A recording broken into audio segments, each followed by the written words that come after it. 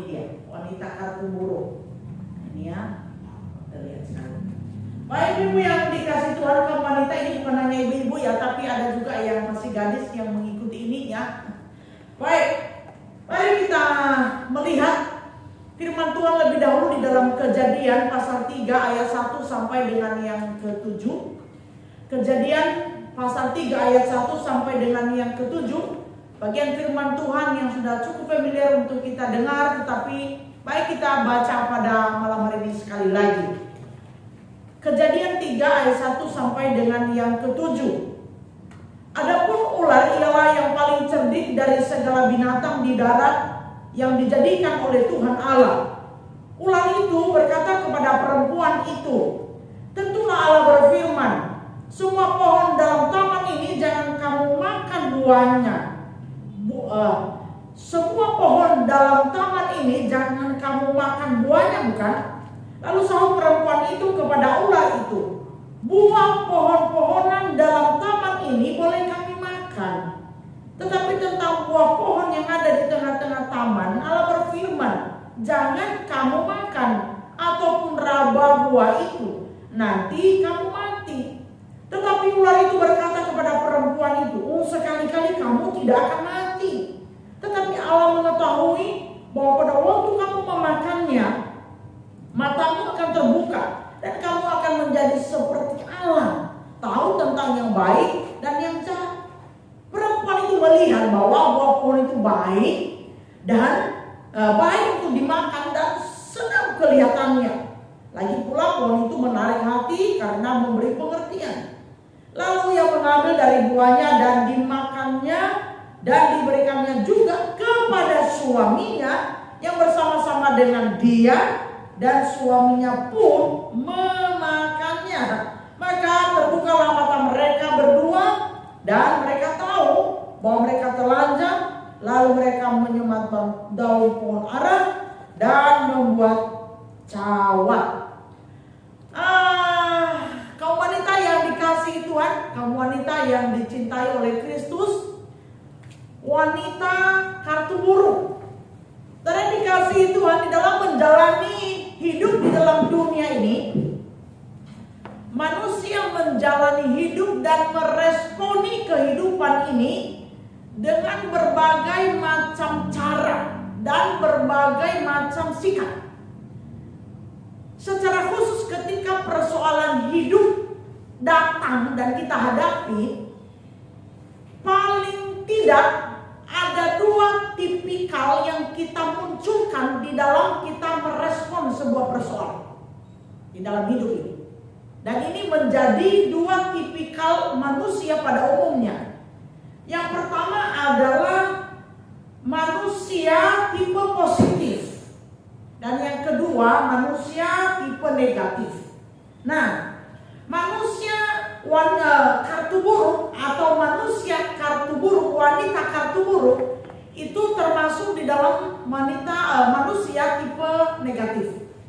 Jadi ketika ada persoalan di dalam dia menjalani hidup, maka caranya merespon itu masuk dalam kategori tipikal yang negatif.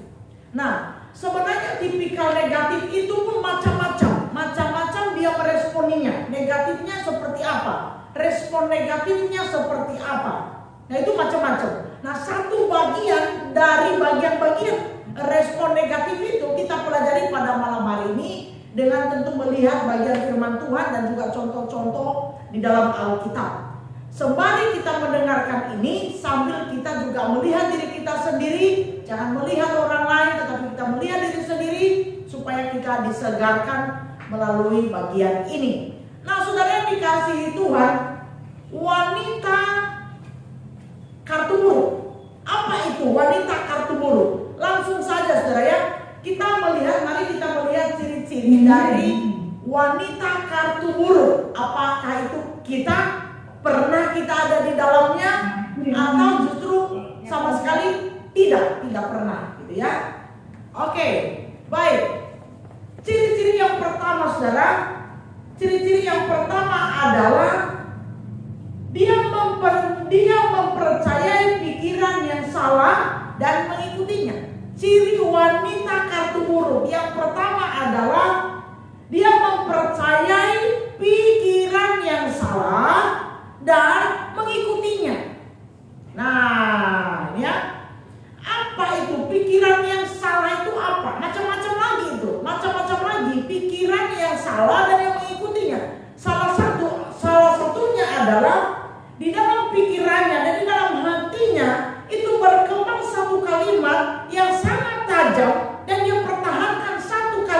itu adalah saya berhak. Saya berhak. Ini ya, coba. Seringkali di dalam benak kita keseharian ketika menghadapi persoalan, datang stimulus dari luar, maka respon kita adalah satu kata di dalam benak kita atau satu kalimat. Ini bukan satu kata, tapi satu kalimat yang berkata, saya berhak. Aku berhak. Berhak Pak. Saya berhak memilih. Saya berhak bahagia. Saya berhak marah. Saya berhak cuek. Saya berhak apa lagi? Saya berhak tidak peduli. Saya berhak membalas. Saya berhak. Saya berhak pergi. Ya, saya berhak. Saya berhak duduk. Saya berhak untuk berjalan. Saya berhak untuk mengambil keputusan. Saya berhak. Saya punya hak untuk itu. Ya, perhatikan ya. Saya rasa hari ini saja kalimat yang pendek itu sudah pernah terlintas di benak kita. Saya berhak. Nah, sebenarnya dikasihi Tuhan, betul. Kita punya hak dalam hidup ini. Kita punya hak dan berhak untuk semua yang saya sebutkan tadi. Kita berhak atas semuanya itu ya. Tetapi perhatikan, seringkali kita memakai hak itu tanpa kita mempedulikannya, tanpa kita mempedulikan konsekuensinya atas hidup kita sendiri. Karena tidak semua hak yang kita pergunakan secara berhak dan leluasa itu tidak mendatangkan konsekuensi negatif di dalam diri kita. Tidak semua hak itu mendatangkan konsekuensi positif di dalam diri kita. Ada hak tertentu yang kita tidak bijaksana memakainya, yang kita tidak pertimbangkan memakainya. Hanya kita percaya pikiran kita bahwa saya berhak melakukan itu, tapi kita tidak mempertimbangkan konsekuensinya di dalam diri kita, terlebih konsekuensi negatif dalam diri kita. Maka ketika kita melakukan hal itu yang seakan-akan kita berhak melakukannya, itu menimpa kepada diri kita sendiri hal-hal yang negatif. Bahkan seringkali karena kita gegabah memakai hak kita, kita terlalu percaya diri memakai hak kita dan mempercayakan pikiran yang terlalu menekan itu aku berhak untuk itu. Kita juga seringkali melukai orang-orang di sekitar kita. Kita seringkali tidak mempertimbangkan juga hak orang lain di sekitar kita. Bahkan kita akhirnya terlalu bernafsu memakai hak kita tanpa mempertimbangkannya dengan seksama. Kita seringkali melukai orang di sekitar kita. Kita seringkali melukai orang di sekitar kita. Kita seringkali menyakiti orang di sekitar kita. Bahkan kita juga tidak jarang menghasilkan persoalan baru. Bukan hanya untuk diri kita, tetapi juga untuk orang di sekitar kita. Terkadang, tidak jarang kita memakai hak itu, kita terlalu percaya dengan hak kita. Bahkan akhirnya muncul persoalan, bukan hanya persoalan untuk diri kita, tetapi juga muncul persoalan baru untuk keluarga kita. Di tempat pekerjaan kita, di tempat pelayanan kita. Betul gak? Anda pernah punya pengalaman ini? Ibu-ibu, saudara yang dikasihi Tuhan, kaum wanita yang dikasihi Tuhan? Halo? Bahkan tidak jarang karena kita terlalu meyakini pikiran kita dan mengagungkan keinginan kita memakai hak kita, tidak jarang saudara, akhirnya secara tidak sadar kita masuk di dalam dosa. Bahkan kita terperangkap di dalam dosa. Dan seakan-akan itu benar, bukan Tuhan saya berhak melakukannya, saya berhak menikmatinya. Kita lupa bahwa kita sudah terperangkap di dalam dosa. Bahkan tanpa sadar, seringkali kita lupa bahwa kita sedang melawan Allah dan kebenaran. Coba renungkan ini dulu baik-baik. Coba renungkan secara sederhana. Pernah gak punya pengalaman? Hakku kok, tapi itu menghasilkan konsekuensi tertentu yang tidak baik bagi diri kita dan orang lain. Saudara, seperti Hawa tadi ya, kita lihat tadi ya, Hawa ya. Hawa yang tadinya sudah dengar-dengaran akan firman Allah, akan perkataan Allah, akan perintah Allah, bahwa jangan makan buah pohon yang di tengah-tengah taman itu, nanti kamu mati. Tetapi kemudian iblis datang menaburkan racun kebohongan di dalam pikiran Hawa. Iblis datang menaburkan racun kebohongan di dalam hati dan pikiran si Hawa dengan memutarbalikkan perintah. Oh, apa-apa, kamu berhak. Kenapa kamu mengikuti kata Allah? Itu membuat kamu tidak bisa menikmati seluruhnya di dalam taman Eden ini. Kamu berhak, ya kan? Kamu berhak untuk memakan buah pohon itu. Nah, tuh racun kebohongan mulai masuk. Seringkali kan racun kebohongan itu kelihatannya halus gitu ya. Seperti angin sepoi-sepoi ya. Racun kebohongan dari iblis itu. Dan kita benarkan itu. Lalu kemudian Hawa bilang, wah ini masuk akal nih.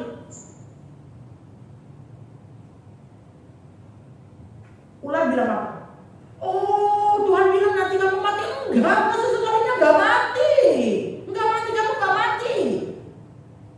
Itu sebenarnya kamu dibohongin sama Allah gitu kan. Nah, mulai itu. Akhirnya Hawa apa yang terjadi? Hawa meresponinya dengan apa? Percaya dengan pikirannya. Begitu kuat. Dia tangkap sebuah kebenaran. Oh iya ya, aku berhak. Kenapa aku tidak boleh memakannya ya? Aku berhak memakan buah pohon itu. Kenapa sih? Yang lain boleh. Kenapa sih yang itu doang? Itu satu biji doang loh. Kenapa enggak ya? Allah ini ada-ada saja ya Allah ini ya. Hanya satu buah pohon aja loh. Hal kecil. Kenapa ya aku dilarangnya? Allah ini ada-ada saja. Sederhana kok, itu kan terlalu signifikan lah, ya kan? Dibanding banyak buah pohon yang besar, ada hal yang kecil lah, ya kan? Ibaratnya bisa, itu hal yang kecil lah. Itu kan tidak menjadi masalah. Satu biji buah pohon itu saja, ya kan? Kan apa-apanya kok sebenarnya itu kalau saya makan. Cicipin dikit. Aku berhak memakan buah pohon itu. Aku berhak. Kenapa Tuhan harus melarang? Sederhana kok. Gak terlalu signifikan kok. Bukan hal yang besar kok. Bukan dosa besar. Satu biji pohon aja. Nah ini benar nih kata iblis nih. Ini benar nih. Ini pikiranku benar nih. Yakin saya ini benar nih. Lalu apa yang terjadi? Makan. Halo, kamu wanita yang dikasih Tuhan. Halo, Budia masih mendengar suara saya? Jelas ini. Jadi gue pasti siap. Makan. Dia makan. Aku berhak memakan. Aku berhak melakukannya. Aku berhak. Sederhana kok. Kamu wanita yang dikasih Tuhan. Apa yang terjadi? Apa yang terjadi? Ada yang bisa jawab saya? Apa yang terjadi? Halo? Apa yang terjadi?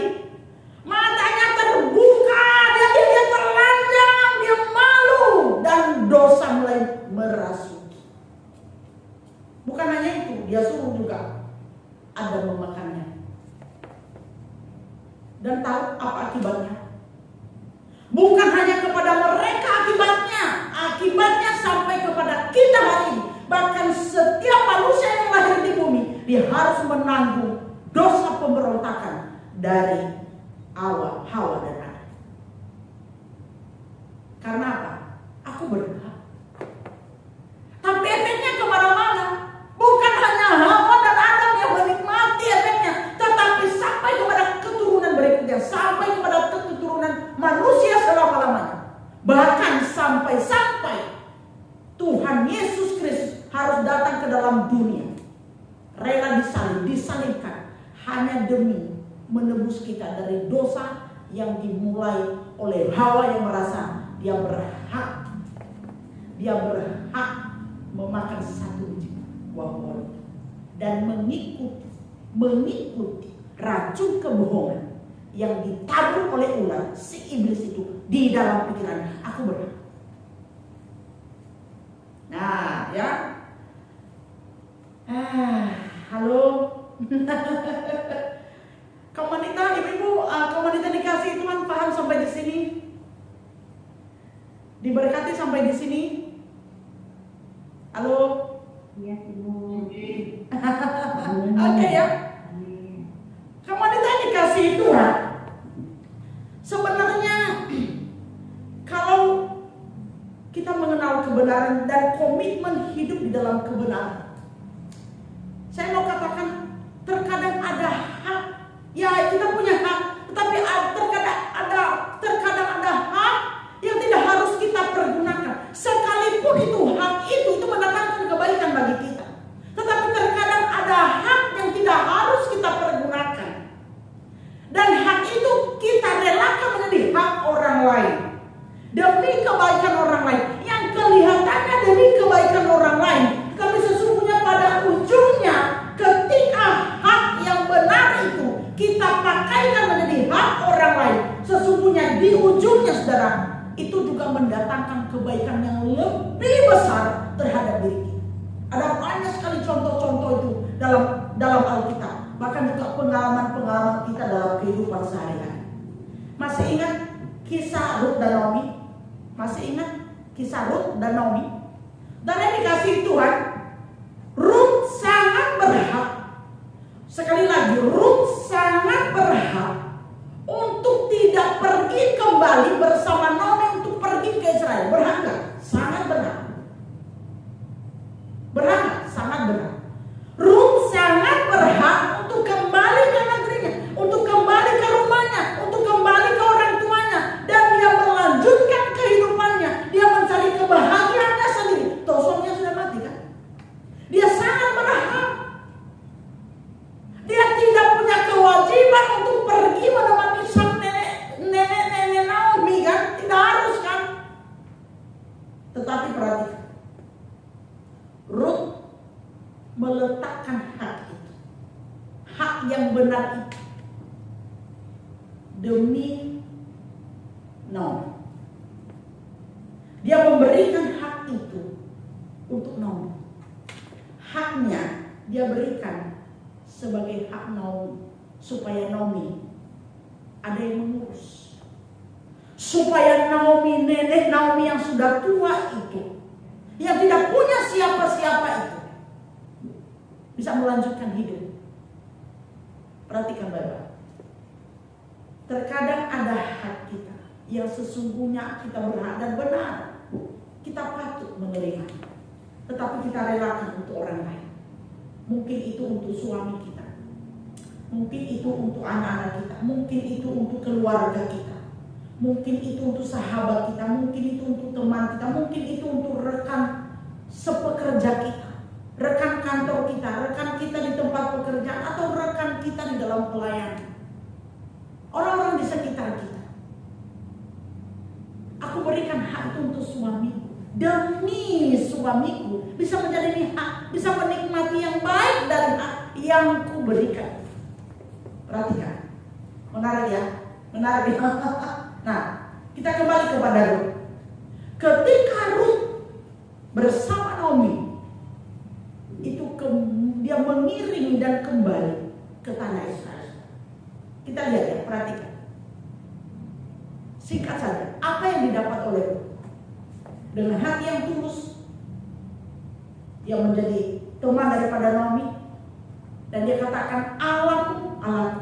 Artinya apa? Rut sudah mengenal kebenaran. Itu juga yang membuat Rut rela dan berani melepas hak itu, karena dia tahu kebenaran. Dia sudah mengenal Allah yang benar. Allahmu, sekarang Allahku.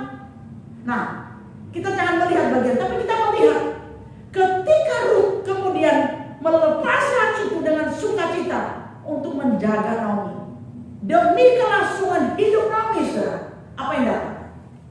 Singkat cerita, Rut mendapatkan hadiah dari Tuhan. Hadiah dari Tuhan. Apa hadiah yang didapatkan Rut? Halo? Apa hadiah yang didapatkan oleh Rut?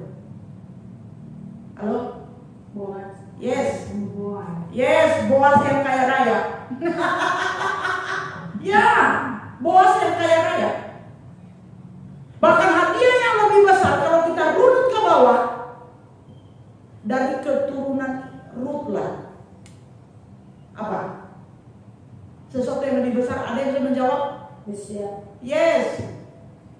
Tuhan Yesus. Dari sana, secara keturunan biologis ya, Yesus Kristus sang penyelamat itu lahir dari keturunan Rut. Dimulai dari apa? Rut yang merelakan haknya untuk orang lain. Amin. Amin. Amin. Halo. Ya. Amin. Adakah hari-hari ini engkau memberontak dalam hati? Ini mestinya aku ini. Ini mesti gua nikmati nih ya. Ini kenapa harus dirampas ya? Wanita yang dikasih Tuhan. Perhatikan efek dari kesediaan diri untuk tunduk dalam kebenaran Allah. Tunduk melepaskan hati demi mengutamakan hak dan kebahagiaan orang lain. Ini kelihatannya tidak masuk akal ya. Apalagi kalau mendengar suara iblis, apa untungmu, ya kan? Itu kan racun-racun kebohongan iblis itu kan seringkali bermain dalam pikiran kan, dan di dalam hati kita kan. Apa untungmu? Kamu rugi, begitu rugi kamu berhak bahagia, kamu berhak senang-senang, ya kan? Kamu berhak marah kok, kamu berhak membalas, kamu berhak sekali. Dalam konteks ini kamu berhak membalas, kamu berhak melawan, kamu berhak, kamu benar kok, ya kan? Ngapain kamu pedulikan orang lain? Ngapain kamu pedulikan dia?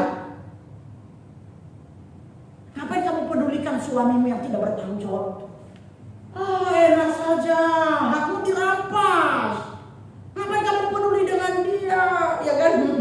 Ngapain kamu peduli dengan suami yang tidak tegas itu, ya kan? Jangan hidupmu, ya kan? Itu tuh racun iblis banyak kan? Ngapain kamu peduli dengan suami yang tidak rohani itu, ya kan? Ngapain kamu hidup peduli dengan orang yang tidak berdamai, yang tidak bisa bikin kamu bahagia? Kamu bahagia aja, kamu nikmati, kamu berhak, ya kan? Lawan aja orang itu. Kamu berhak kok melabrak dia. Kamu berhak bikin dia hancur. Kamu berhak. Kamu benar, dia salah. Saudara dikasih Tuhan. Racun-racun dari iblis itu jangan ditelan. Jangan mempercayai pikiran yang salah, lalu kemudian mengikuti. Halo? Saya mau katakan saudara, ketika engkau lebih mendengar bibit racun kebohongan dari si iblis, maka mulai dari detik itu juga lubang kehancuran hidupmu ada di depan mata. Dan sebentar lagi kamu akan jatuh di dalam. Dan engkau bukan bahagia. Kita bukan bahagia ketika mempercayakan kebohongan-kebohongan iblis itu yang meracuni pikiran kita. Kita bukan bahagia, justru kita akan tambah tertekan dan lebih panjang lagi. Kelihatannya sebentar kita bahagia dengan mempergunakan hak itu, ya kan? Tetapi tidak selamanya. Engkau tidak dapat kebahagiaan apa-apa dari Tuhan, engkau tidak dapat hadiah apa-apa dari Tuhan, engkau tidak dapat reward apa-apa dari Tuhan. Dan yang ada, Tuhan akan terus mengasah engkau sampai engkau terbentuk seperti apa yang Tuhan mau. Kenapa saudara? Tuhan terus mengasah kita. Karena kita ini biji mata Tuhan. Dia tidak mau kita terperosok di dalamnya. Tuhan tidak mau kita terperosok di dalam kebohongan, racun kebohongan yang ditabur oleh iblis. Kenapa? Kita ini miliknya, bukan milik si iblis. Maka selama kau memberi diri diracuni oleh iblis, selama itu juga Tuhan akan terus mengasah.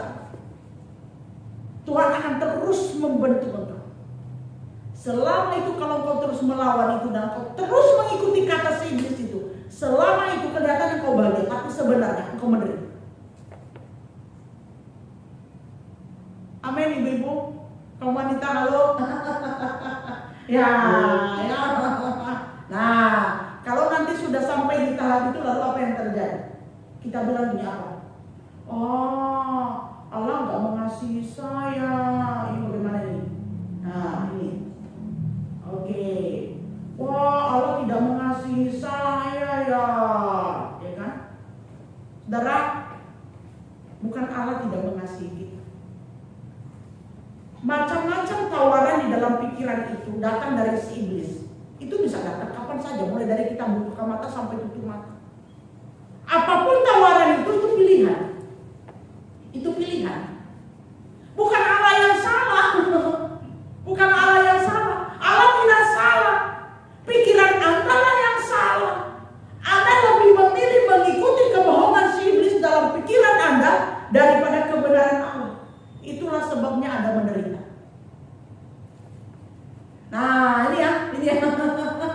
Kalau kita sudah membentur, ya kan, kita sudah menerima konsekuensi dari kita mempergunakan hal yang salah itu tadi, maka kita berkata, Allah tidak mengasihi saya. Dia lebih mengasihi orang lain.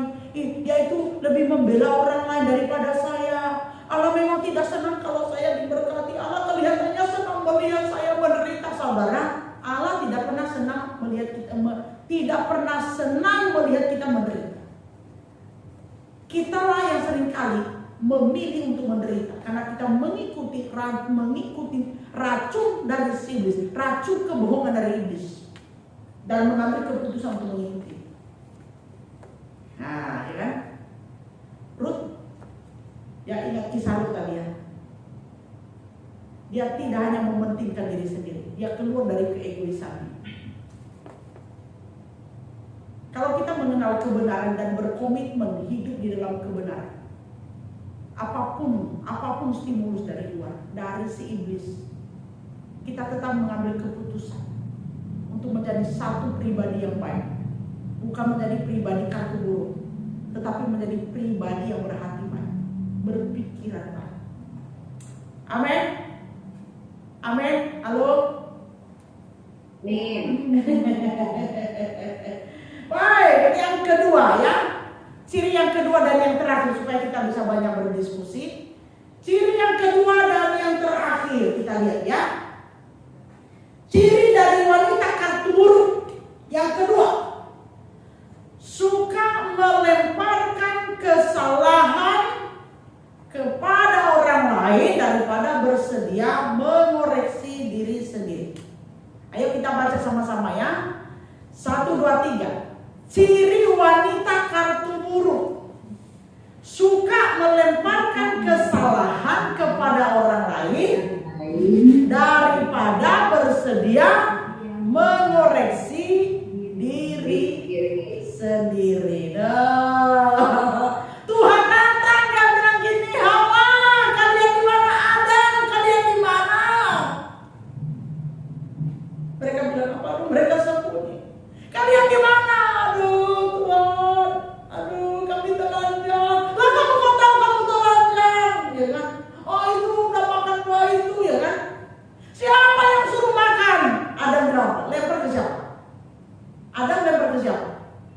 Itu wanita yang kau taruh di sampingku itu yang menjerumuskan aku itu. Siapa itu? Nah, singkat cerita sebenarnya Adam itu salahkan Tuhan. Lah itu wanita yang kau taruh. Lah kenapa kau taruh dulu di sampingku Tuhan? Ya kan? Lalu Hawa bilang apa? Hawa nggak bilang gini, oh ya Tuhan, mohon maaf ya Tuhan, aku salah. Enggak. Oh, bukan karena aku, karena ular. Karena ular lempar ke ular. Iblis memang pekerjaannya mengecohkan kita, tapi pilihan itu ada di tangan kita. Pekerjaan iblis itu, pekerjaan itu mengecohkan kita supaya kita keluar dari kebenaran, supaya kita tidak taat kepada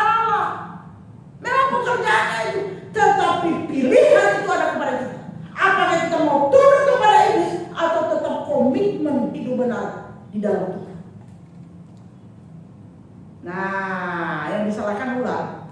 Oh itu ular itu yang ngasih makan itu, yang bohongin saya ular itu, Tuhan.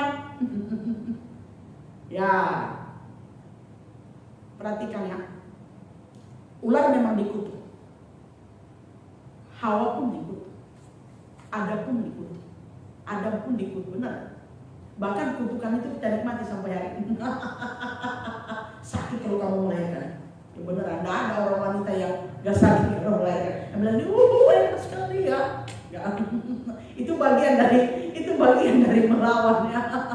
Melempar kesalahan, enggak. Bukan meminta maaf ya Tuhan. Bukan meminta maaf sama Tuhan kalau salah. Kita banyak berdalih. Semakin kita banyak berdalih, semakin kita terperosok. Semakin kita merasa benar ketika kita sudah berbuat salah, semakin kita terperosok. Seringkali kalau kita menghadapi kesulitan, kita menghadapi kegagalan, kita menghadapi tantangan, saudara, sedikit sekali yang benar-benar dewasa dan berkata, Tuhan aku salah. Aku salah. Lebih banyaknya apa? Cepat sekali, suamiku yang salah, suamiku yang salah, itu anak-anakku yang salah, itu temanku itu yang salah Tuhan, itu sistem itu yang salah, bukan saya, ya kan? Manajemennya yang salah, bukan saya.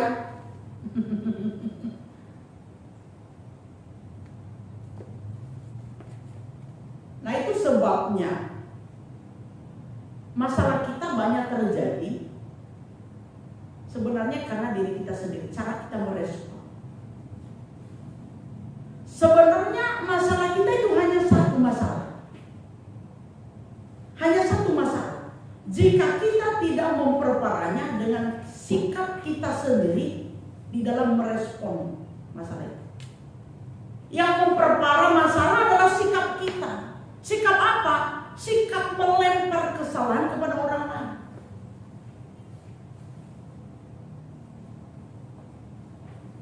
Melempar kesalahan kepada orang lain.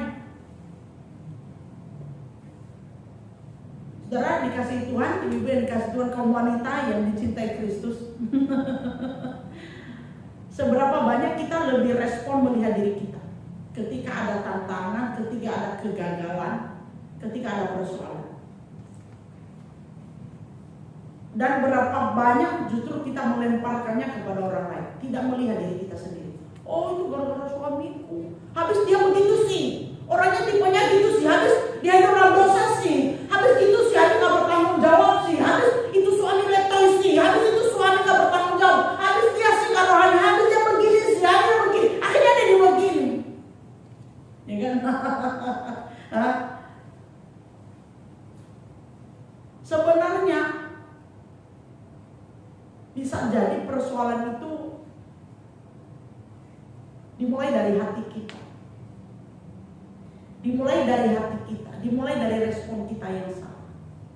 Nah, coba kita baca kalimat itu ya, yang ada di bawahnya. Apa kesulitan atau persoalan apa yang engkau sedang hadapi hari ini? Adakah sesuatu yang membuat engkau harus duduk diam di hadapan Tuhan dan membiarkan Tuhan mengoreksi pikiranmu? Barangkali persoalannya justru dimulai dari sana. Ya, ayo kita baca sama-sama lagi ya. Boleh membuka mic dari rumah. Kita baca sama-sama secara perlahannya. 1, 2, 3. Apa kesulitan atau persoalan apa yang sedang kau hadapi hari ini? Adakah sesuatu yang membuat engkau harus duduk diam di hadapan Tuhan dan membiarkan Tuhan mengoreksi pikiran? Jangan-jangan barangkali persoalannya justru dimulai dari sana. Cara kita berpikir, hati kita sebenarnya, hati kita yang salah. Tapi kita melemparnya sebagai kesalahan orang lain. menuntut orang lain memperbaiki hati dan pikirannya. Padahal sebenarnya yang salah hati kita. Hati kita yang salah. Pikiran kita yang salah.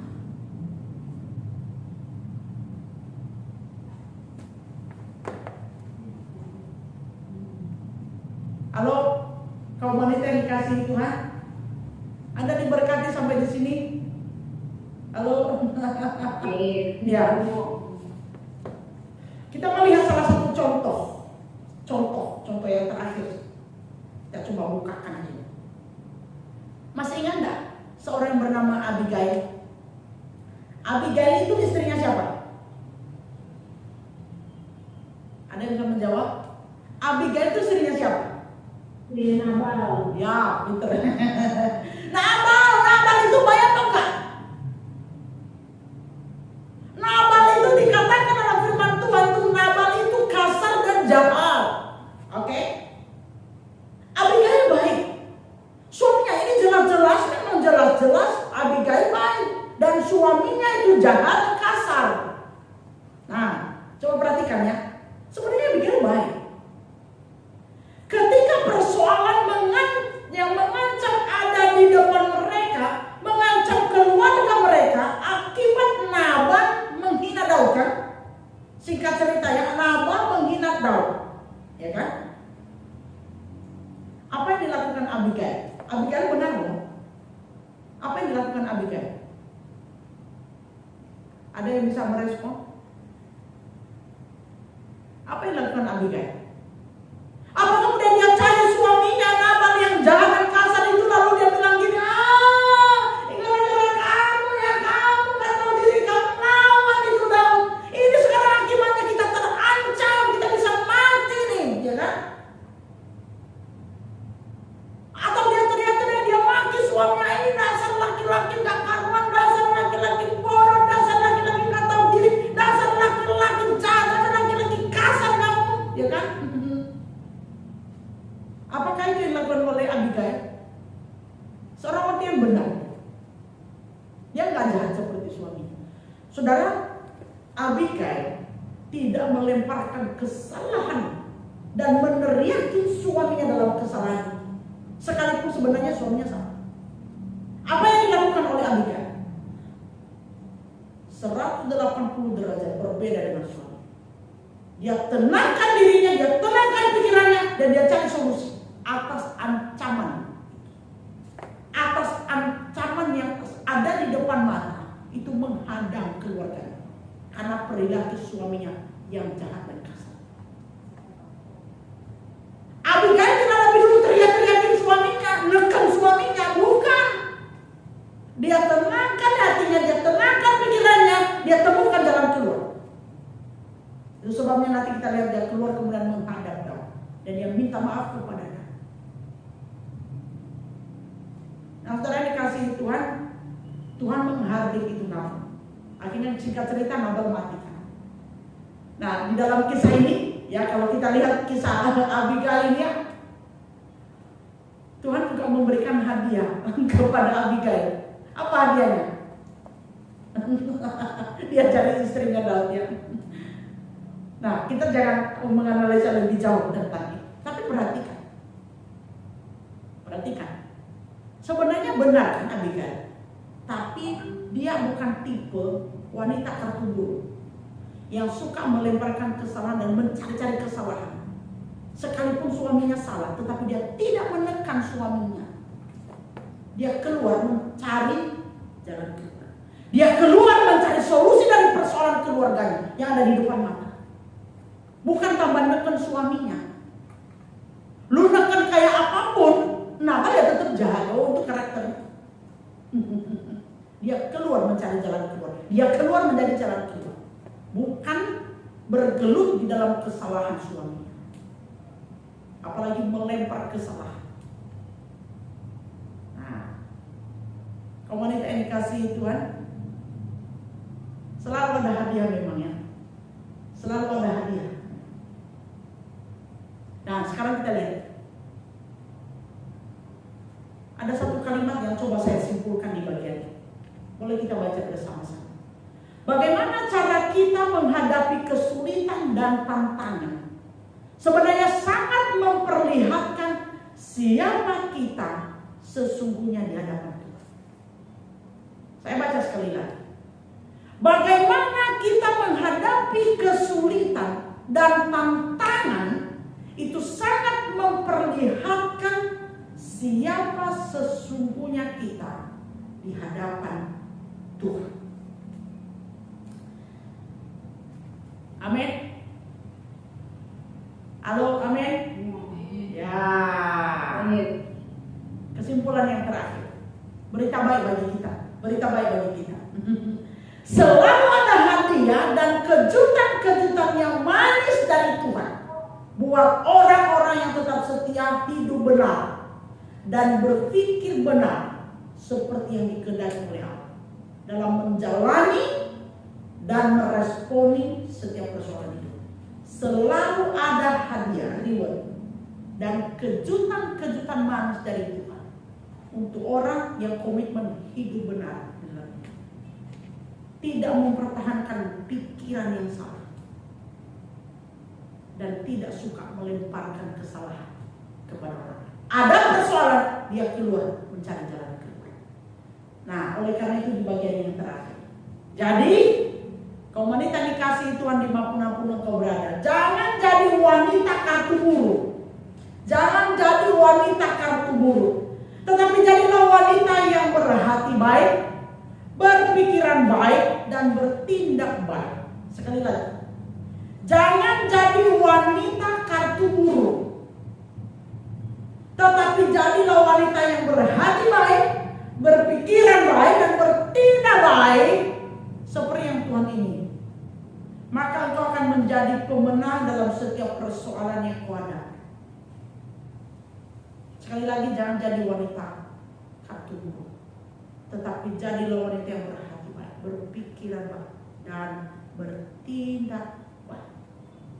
Maka engkau akan menjadi pemenang dalam setiap persoalan yang kita hadapi di dalam hidup. Amin.